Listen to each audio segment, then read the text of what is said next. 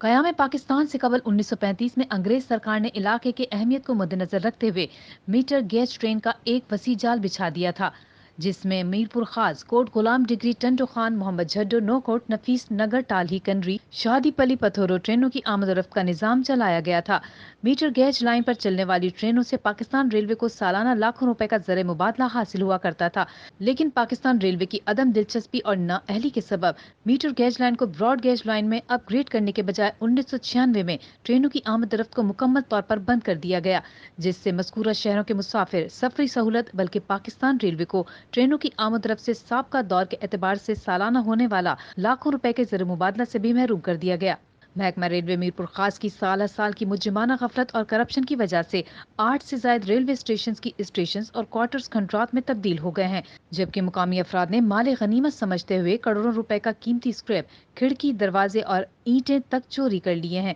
अफसोसनाक अमल यह है कि पाकिस्तान रेलवे मीरपुर खास के अफसरान और मुकामी मुलाजिम ने अकरबा परवरी करते हुए मकामी बाअसर अफराद को औने पौने दामों पर प्लाटों की सूरत में हजारों एकड़ कीमती अराजी को फरोख कर दिया है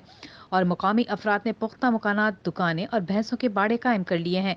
विफाकी वजीर रेलवे ने इस जिमन में कोई एक्शन न लिया तो कुछ ही अरसे में रेलवे स्टेशन और कीमती अराजी का वजूद ही खत्म हो जाएगा, जबकि शहरियों और ताजरों ने मुतालबा किया है कि विफाकी वजीर रेलवे शेख रशीद अहमद ने जिस तरह कराची ता मीरपुर खास पर शाह लतीफ एक्सप्रेस और मेहरान एक्सप्रेस ट्रेनों को बहाल किया है, इसी तरह मीरपुर खास से लोप लाइन पर बड़ा गेज लाइन बिछाकर ट्रेनों की सर्विस को बहाल किया जाए, जिस सफरी सहूलत के साथ साथ कारोबार में इजाफा होगा और पाकिस्तान रेलवे को सालाना करोड़ों रुपए का ज़र मुबादला भी हासिल होगा।